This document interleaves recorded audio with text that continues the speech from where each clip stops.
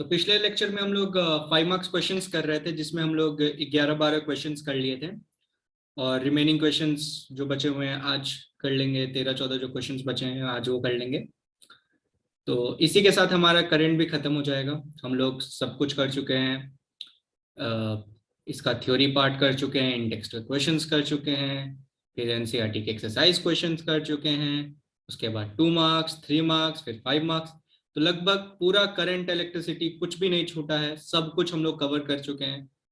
सिर्फ लेक्चर्स देखने हैं और आपका हो जाएगा। करीब करीब 14 लेक्चर हैं। 14 लेक्चर में सब कुछ कंबाइंड, 5 लेक्चर थ्योरी है, 2 लेक्चर एनसीईआरटी का इन टेक्स्ट और एक्सरसाइज है। उसके बाद फिर बोर्ड के जितने भी प्रीवियस ईयर क्वेश्चन हम लोग सब कर चुके हैं। तो स्टार्ट करते हैं हम लोग। और हाँ, बोर्ड नजदीक आ रहा है, अगर किसी को कोई डाउट वाउट हो, जैसे करंट इलेक्ट्रिसिटी तो इस बार नहीं है हमारे फर्स्ट टर्म में, सेकंड टर्म में है, तो इसके बाद जरूर करंट इलेक्ट्रिसिटी देखना स्टार्ट करना, पूरा कंप्लीट करके दिया हुआ है।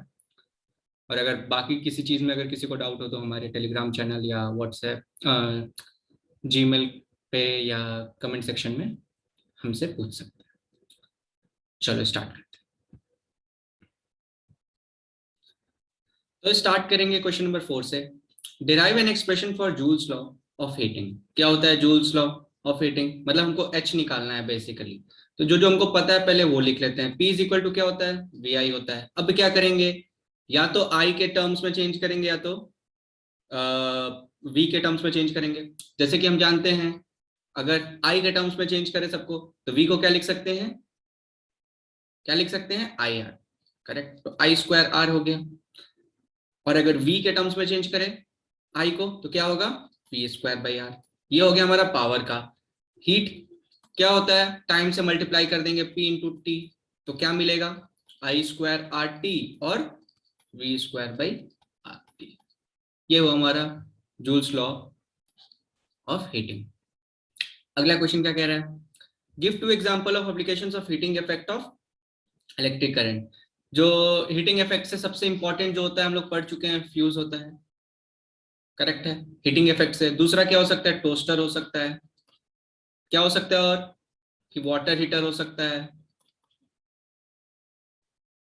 और क्या हो सकता है? जो तुम्हारा हीटर होता है, जो जिससे तुम ठंड में जिसे यूज करते हो, वो भी लिख सकते हो। तो कोई भी जो हीट से हमें फायदा हो उसका हम लोग यूज कर सकते हैं। वही एप्लीकेशंस होता है, ताकि उसमें और रेजिस्टेंस हम लोग ज्यादा करते हैं ताकि ज्यादा हीट रिलीज हो और जो हमको जरूरत है उससे काम हो जाए। 100 joules of heat is produced each second in 4 ohm resistor. Find a potential difference across. तो हमें क्या दिया हुआ है? H is equal to V square by RT दिया हुआ है। करेक्ट। कितना? 100 joules। R कितना है? 4 ohm। Each second मतलब time is equal to 1 second.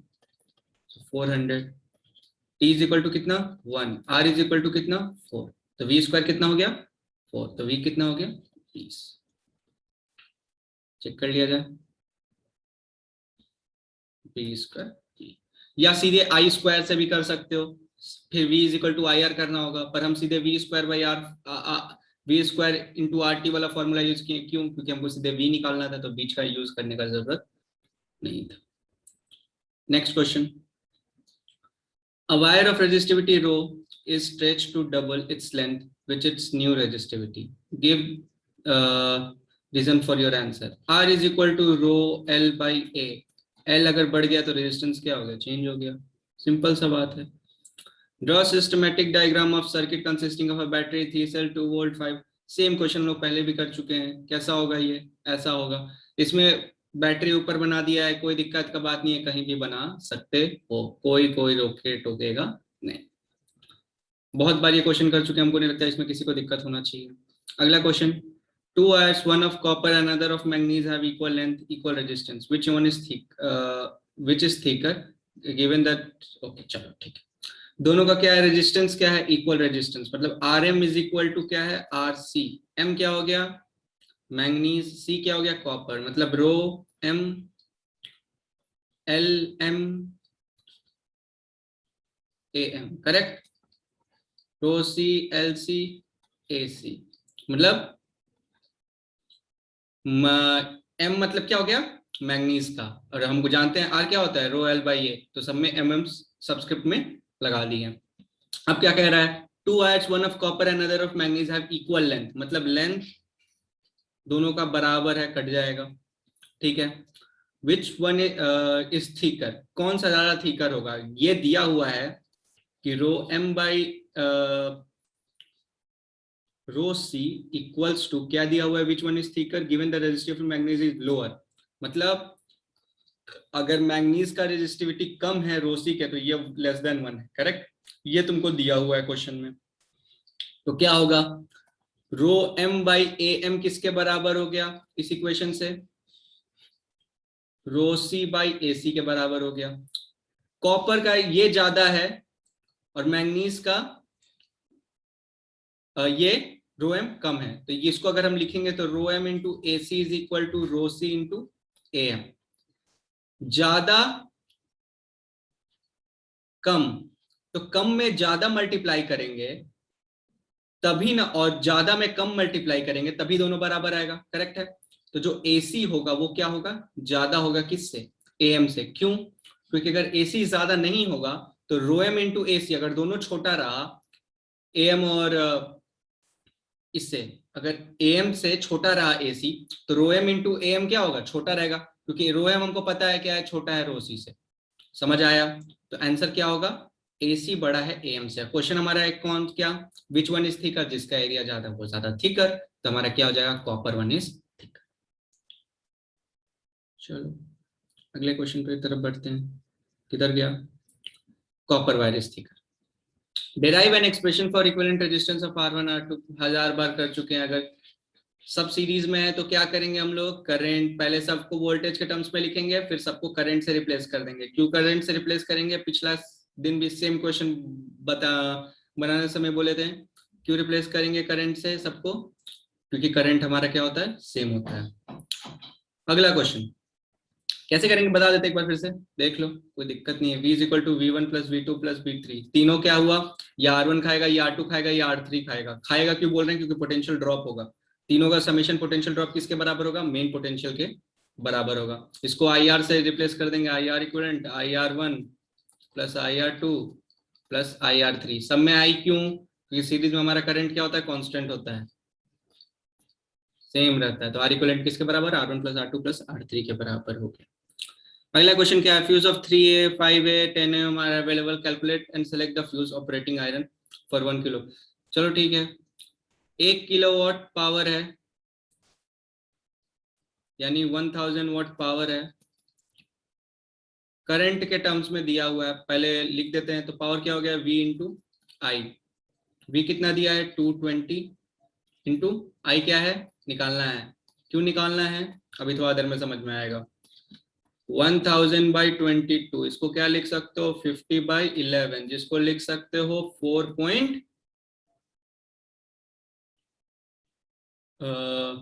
कितना 4 ये 6, उसके बाद 5, मतलब 4.5 से ऊपर थोड़ा सा। तो क्या यूज करोगे, ये हम क्यों आई निकालें, रीजन क्या है इसका निकालने का, रीजन इसका रीजन मेन यही है आई निकालने का, कि कौन सा फ्यूज रखेंगे, क्योंकि अगर उससे ऊपर हुआ करंट हमारा तो फ्यूज को क्या हो जाना चाहिए, मेल्ट कर जाना चाहिए। तो क्या रखेंगे, हमारा करंट कितना आ रहा है 4.5 आ रहा है, तो इसमें से सबसे ज्यादा अप्रोप्रिएट क्या रहेगा रखना, क्या रहेगा अप्रोप्रिएट रखना, एग्जैक्टली 5 एम्पियर, क्योंकि 3 एम्पियर तक तो ठीक है, 4.5 तक ये सह लेगा, लेकिन 5 एम्पियर से थोड़ा सा भी ज्यादा होगा तो ये क्या कर जाएगा, मेल्ट कर जाएगा। तो हमारा आंसर क्या हो जाएगा, 5 एम्पियर। हाँ 4.5 हम लिखे थे, 4.55 के अप्रोक्स आएगा 5 एम्पियर। चलो, what is meant by the statement that resistance of wire is 1 ohm. Resistance क्या होता है, V is equal to I R होता है, तो R क्या हो गया, V बाई आई, मतलब 1 वोल्ट से 1 जब एम्पियर करंट जाए उसको कहते हैं 1 पर 1000 बार कर चुके हैं, 1 एम्पियर 1 ओम क्या ये सब होता है, ये सब 1000 बार डेफिनेशंस कर चुके हैं हम लोग। अगला क्वेश्चन क्या है, two identical resistance each of 12 ohms are connected in series in parallel in turn to a battery of 6, calculate the ratio of power।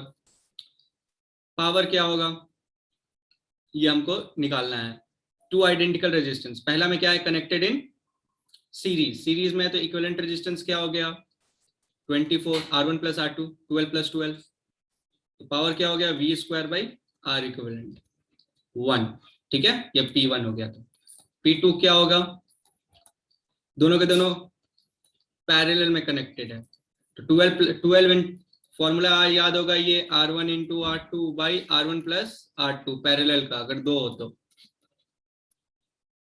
क्या हो गया 6, तो R इक्विवेलेंट 2 क्या हो गया 6, तो P2 क्या हो गया V square R equivalent V2, दोनों का रेशियो निकालना है, P1 by P2 is equal to क्या होगा R equivalent 2 by R equivalent 1, correct है।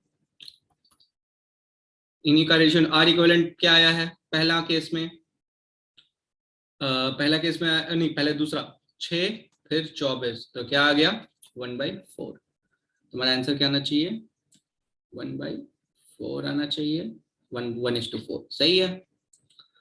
what combination you use for connecting the circuit to measure the potential across 2 points, क्या हम लोग यूज करते हैं, सिंपल सा बात है, वोल्ट मीटर यूज करेंगे पोटेंशियल निकालने के लिए, वोल्ट मीटर इज कनेक्टेड, हाँ पैरेलल सही है, और एमीटर को किस में कनेक्ट करते हैं सीरीज में कनेक्ट करते हैं, 1000 बार हम लोग कर चुके हैं।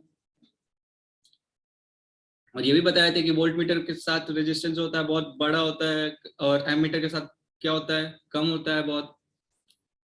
चलो explain the terms, heating effect of electric current, क्या होता है heating effect of electric current, कि जब हाई रेजिस्टेंस रहे करंट पास करे तो जो हीट लॉस हो उसी को हम लोग कहते हैं heating effect of electric current, मतलब हमारा हीट प्रोड्यूस हो उसका हम लोग यूज कर रहे हैं कुछ चीज में, तो एप्लीकेंस उसका एप्लीकेशंस हो गया कि क्या क्या कर सकते हैं, समझ आया। Heating effect of electric current क्या होता है, जब हाई रेजिस्टेंस हो और करंट पास करे तो बहुत गर्म हो जाए या रेडिएट करे हीट, उसको कहते हैं heating effect of electric current.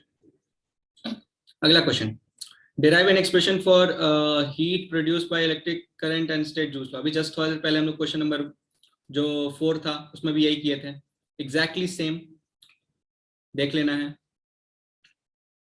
अगला क्वेश्चन क्या है, अच्छा हाँ ये भी डिराइव क्या करना है state joules law. Joules law क्या होता है, ये करंट जब आई फ्लो करता है एक रेजिस्टेंस वायर से जिसका आर रेजिस्टेंस है टाइम टी सेकेंड में, तो हमारा जो वैल्यू होता है वो क्या होता है E is equal to H is equal to क्या होता है I² RT। अगला question, explain why an inert gas like, क्यों होता है, क्योंकि अगर इनर्ट गैस नहीं रहेगा तो रिएक्ट कर जाएगा फिर हमारा प्रॉब्लम क्रिएट हो जाएगा, ये भी हम लोग डिस्कस कर चुके हैं थ्योरी क्लास में, अगर किसी को ध्यान हो तो, नहीं हो तो एक बार देख लेना है। अगर रिएक्ट करेगा तो क्या होगा, बेसिकली कोई भी केमिकल अगर इनर्ट गैस नहीं रहेगा रिएक्टिव गैस रहेगा तो क्या होगा, रिएक्ट करेगा, आग लगेगा, बर्न करेगा, फिर जो तुम्हारा फिलामेंट है जो बल्ब में यूज करते हो वो क्या होगा, नहीं जल पाएगा, ब्लास्ट कर जाएगा मोस्ट प्रोबेबली, ट्राई मत करना। स्टेट ओम्स लॉ क्या होता है, बार बार हम लोग कर चुके हैं define, draw an electric circuit for studying Ohm's law, V directly proportional to I, V is equal to IR, तो जो स्लोप होता है वो क्या देता है हमारा ओम्स लॉ देता है, बार बार हम लोग डिस्कस कर चुके हैं कि जो हमारा पोटेंशियल होना चाहिए वो डायरेक्टली प्रोपोर्शनल टू करंट जब हो तो हम लोग उसको ओम्स लॉ कहते हैं, सब 1000 बार हम लोग कर चुके हैं। चलो तो क्वेश्चन नंबर 1 9 का हो जाएगा। क्वेश्चन नंबर 2 क्या कह रहा है, when 12 ohm battery is connected across unknown resistors 2.5 current flows in circuit. चलो ठीक है, हमको पता है V दिया है 12, I दिया है कितना 2.5 into 10 to the power -3 ampere, निकालना क्या है R निकालना है, V इज इक्वल टू क्या होता है IR, तो V by I is equal to क्या हो गया R, तो 12/2.5 इंटू 10 टू द पावर -3, ये ऊपर चला जाएगा तो क्या हो जाएगा 10 टू द पावर 3 हो जाएगा, करेक्ट।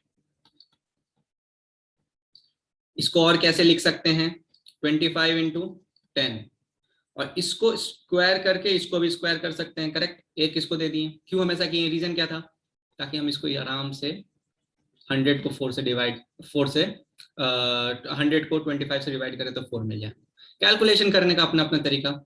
यहाँ हमको क्या मिल गया 12 into 4 48 into 10 to the power 2, ज्यादा अच्छा है 4.8 इंटू 10 टू द पावर 3 लिख दें, ताकि इस पोर्शन को हम किसमें चेंज कर दें किलो ओम में चेंज कर दें।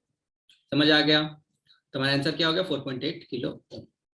चलो अगला क्वेश्चन क्या है, two wires X and Y are equal length have equal resistance if resistivity x is more than of y which is thicker and चलो ठीक है सेम क्वेश्चन टाइप हो गया। To wires x and y have equal length, तो r x have same ही, जो हम लोग just copper और मैंगनीज का किए थे थोड़ा देर पहले, ये सेम क्वेश्चन हो गया बेसिकली।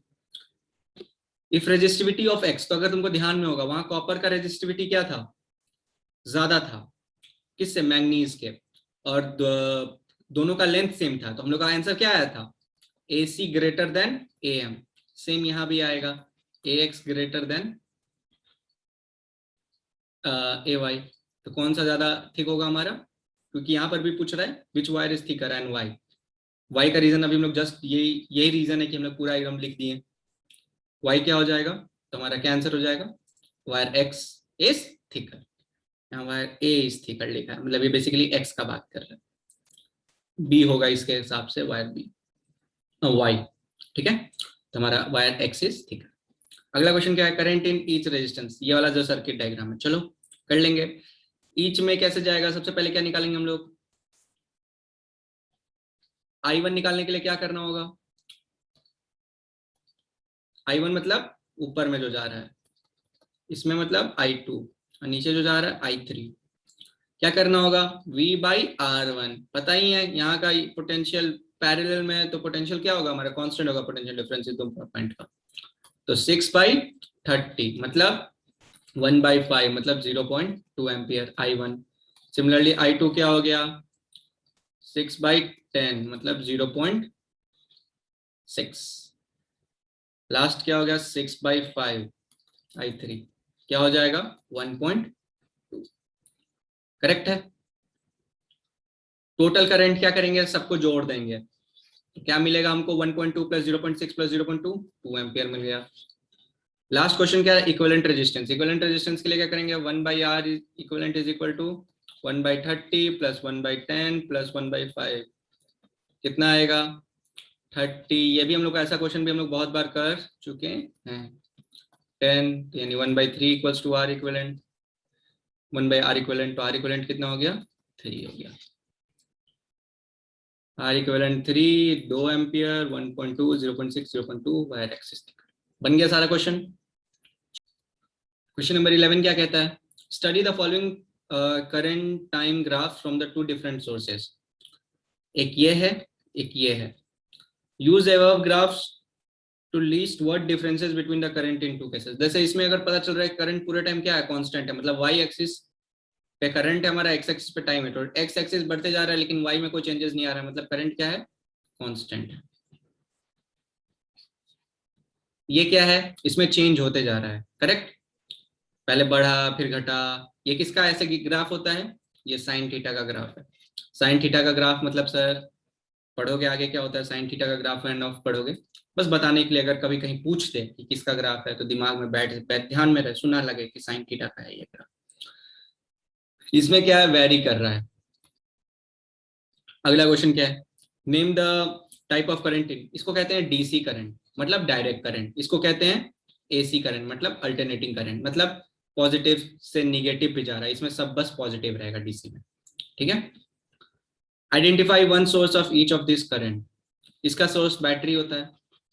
और एसी का कमाल का बात पता है, घर में जितना भी सोर्स लगा होता है, जितना भी, सबके सब एसी करंट होता है।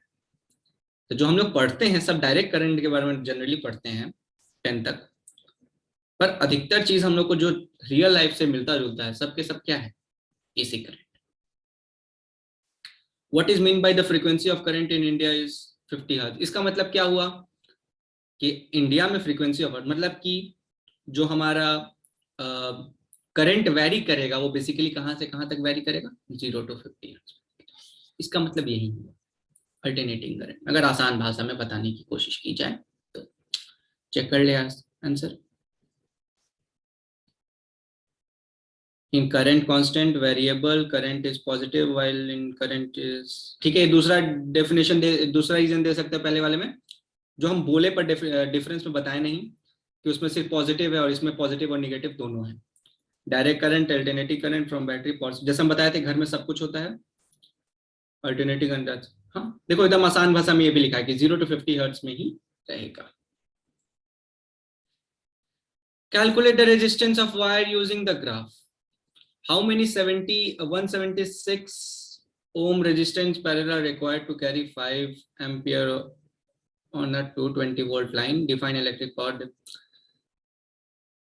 कैसे रेजिस्टेंस निकालेंगे? तुमको पता है, यहाँ दिख रहा है करंट, तुमको पता है पोटेंशियल, यहाँ पर 2 पे कितना करंट जा रहा है, अगर 2 हमारा ये है पोटेंशियल डिफरेंस तो कितना जा रहा है बाय 0.1, तो आर कितना हो गया, सीधे सीधे लिख देंगे 20।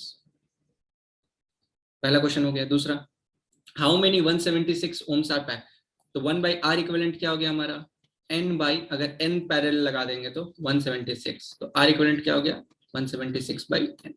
करेक्ट है। क्या होना चाहिए, to carry a current of 5 ampere to 20 volt, मतलब हमारा इक्विवेलेंट रेजिस्टेंस क्या होना चाहिए इस कंडीशन में गिवन के बराबर v बाई आई, मतलब v क्या है 220 और i क्या है 5, तो क्या आएगा यहां से हमको 4 फिर 44।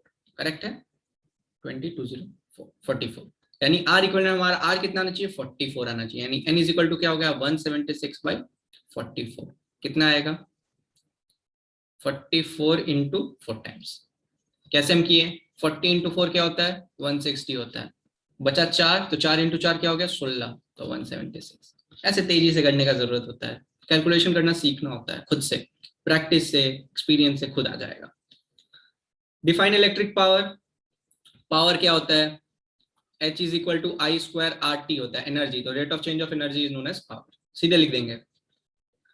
Derive relationship between power potential difference and result, 1000 बार कर चुके हैं, P is equal to V square by R. कैसे डेराइव होगा, कैसे भी कर सकते हो, I लिख दो, I क्या H इज इक्वल टू क्या होता है V square R T, power क्या हो गया H बाई टी, लिख दो वी स्क्वायर बाई आर। कोई भी तरीका जिससे तुमको ठीक लगे लिख सकते हो, या P is equal to V I लिखो, फिर I को रिप्लेस कर दो V बाई आर से, तो वी स्क्वायर बाई आर हो गया, जैसे तुमको डेराइव करना है लिख दो। Draw level circuit diagram, relationship between the following through a conductor and potential difference V across two ends, state one of the formula correlating। Simple सा बात है, वही ओम्स लॉ ही बेसिकली है और कुछ नहीं है।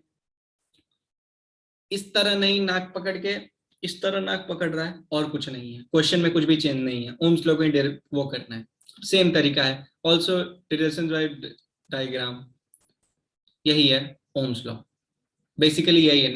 नाक बता ना, ऐसे ना पकड़ के ऐसे उल्टा करके पकड़ रहा और कुछ नहीं कर रहा है इस क्वेश्चन में, तो ओम्स लॉ को कर देना है और फिर दिखा देना है V directly proportional to I और I directly proportional to V, और इससे मिलेगा हमको V is equal to IR और इससे मिलेगा I is equal to V by R. क्यों हम यहाँ अब बाई आर लिख रहे हैं, देखो यहाँ भी हम लिख सकते हैं I is equal to K into V, यहाँ K हमका जो K का वैल्यू मिलेगा वो 1 बाई आर के वैल्यू मिलेगा, इसलिए हम सीधे K को रिप्लेस कर दिए V बाई आर से। समझ आया। अगला क्वेश्चन क्या कहता है, what would be the resistance of resistor if the current flowing through इतना when the potential, तुमको I पता है V पता है R निकालना है, 1.05 by 50 हटा देंगे, 0.15 हटा देंगे तो ये भी हट गया पूरा पूरी, क्या मिलेगा कितने टाइम्स में 15 7 तो हमको R क्या मिल गया 7। Find out the following in the circuit given effective resistance combination। चलो इसमें effective resistance क्या निकालना है of 2। Find out the electric circuit in the given figure, effective resistance of 2 8 ohm resistance in the combination। ठीक है, ये जो इसका कॉम्बिनेशन इफेक्टिव रेजिस्टेंस क्या होगा पैरेलल में, मतलब 8 इंटू 8 बाई, किस फॉर्मूला से कर रहे हैं हम 8 प्लस 8, याद होगा R1 into R2 by R1 plus R2, तो क्या मिला 8 इंटू 8 बाई 16, हमको मिल गया 4। करंट फ्लोइंग थ्रू 4, इससे जो करंट कितना जाएगा हमारा, तो टोटल करंट जो जाएगा वही इससे जाएगा क्योंकि सीरीज में है, तो 4 प्लस 4 8, टोटल हमारा रेजिस्टेंस क्या हो गया 8 हो गया कंबाइंड 1 और 2 का। करेक्ट, तो I क्या हो गया 8 बाई 8 मतलब 1, तो करंट कितना जाएगा इससे, 1 एम्पियर जाएगा। पोटेंशियल डिफरेंस अक्रॉस 4 ओम कितना लेगा, जितना इस V इज इक्वल टू क्या होगा, I इंटू आर, 4, यानी 1 इंटू 4 मतलब 4, यानी ये पोटेंशियल कितना लेगा ये। पावर डिसिपेटेड इन 4 ओम रेजिस्टेंस, पावर क्या होगा, I स्क्वायर आर। हम क्यों I स्क्वायर आर यूज कर रहे हैं, क्योंकि हमको पता है कि यहाँ पर I कांस्टेंट रहेगा पूरा टाइम, लेकिन V जो है हमको पहले निकालना होगा, जो निकला हुआ है, कोई दिक्कत का बात नहीं है, चाहे तो V स्क्वायर बाई आर भी यूज कर सकते हैं, क्योंकि V हम लोग निकाल लिए 4। लेकिन अगर सीधे एग्जाम में पहले पावर पूछ दे तो हम I स्क्वायर आर करेंगे। I कितना दिया है 1 तो 4, आंसर क्या मिला 4, और इसे चेक करें तो 4 इंटू 4 बाई 4, और क्या मिला 4, जिससे ठीक लगे। ये निकाल के पूछा है तो तुम V का भी यूज कर सकते हो। Difference in reading of A1 and A2 if any, कोई डिफरेंस आएगा नहीं, क्योंकि यहां से जो करंट जाएगा I वही यहीं से जाएगा, तो कोई डिफरेंस नहीं आएगा। चेक कर लेते हैं सारा आंसर। 4 ओम सही बताए थे, 8 ओम सही बताए थे, 1 एम्पियर सही बताए थे, 4 वोल्ट सही बताए थे, 4 वोल्ट, और दोनों में सेम रीडिंग रहेगा, तो कोई भी डिफरेंस नहीं आएगा। तो इसी के साथ लास्ट क्वेश्चन ये हमारा क्या है, two conductors A and B of resistance 5 ohm and 10 ohm completely are first joined in parallel and then in series. In each case, the following voltage applied is 20 volt. Draw the circuit diagram to show that the combination of this conductor in each case. Parallel में conduct करते, parallel में connect कर रहे हैं, फिर series में connect किए, तो पैरेलल में कनेक्ट करेंगे तो ऐसा, सीरीज में ऐसा। हम लोग बहुत बार ये क्वेश्चन कर चुके हैं, ऐसा टाइप का question. In which combination will the voltage across conductor A and B be same, किसके अक्रॉस ए और बी में वोल्टेज अक्रॉस सेम रहेगा। तो ये तो पोटेंशियल अलग अलग खाएगा क्योंकि सीरीज में है, ये V1 खाएगा, ये V2 खाएगा, पर यहाँ पर पोटेंशियल क्या रहेगा, V के बराबर रहेगा, मतलब 20 वोल्ट के बराबर रहेगा जी। पोटेंशियल डिफरेंस क्या रहेगा इसमें, तो कौन सा आंसर होगा हमारा, पैरेलल आंसर होगा दूसरे वाले का। तीसरा क्वेश्चन क्या है, in combination the circuit voltage cross, नहीं ये तो कर लिया ना। तीसरा, in which arrangement will current through A and B be same, current किससे सेम रहेगा, सीरीज में रहता है। हम लोग बार बार ये कर चुके हैं, क्यों सेम रहेगा, कि यहाँ से जो करंट जाएगा वही यहाँ से निकलेगा, करेक्ट। यहाँ से जो जाएगा वो I1 जाएगा, यहाँ से I2 जाएगा। हम लोग कैसे निकालते हैं I1 by R2, V by R1, R1 क्या हो गया 5, यानी V बाई 5 और V बाई 10 से दोनों में I1 और I2 निकल जाएगा। Calculate the equivalent resistance for each, इससे क्या होगा, R इक्विवेलेंट क्या होगा, R1 into R2 by R1 plus R2, correct. तो 5 इंटू 10 बाई 5 प्लस 10 मतलब 15, तो 10 बाई 3, और यहाँ क्या हो गया 15, करेक्ट। तो निकल गया। यहाँ वोट गलती दिया, ये होना चाहिए 15 3, और करंट इन ठीक है वोल्टेज, यानी सारा आंसर हमारा हो गया। इसी के साथ हम लोग का जितना भी करंट इलेक्ट्रिसिटी आज हम लोग का पूरा फिनिश कंप्लीट हो गया। सारे क्वेश्चंस एनसीईआरटी से लेकर थ्योरी से लेकर हम लोग सब कुछ कंप्लीट कर चुके हैं, कुछ भी नहीं बचा है। अगर किसी को फिर भी कोई डाउट है तो हमारे कमेंट सेक्शन में कमेंट करें, हम लोग जल्द से जल्द रिजॉल्व करने की कोशिश करेंगे। और अब हम लोग स्टार्ट करेंगे नया चैप्टर। तो मिलते हैं अगले वीडियो में, तब तक have a very good day, enjoy.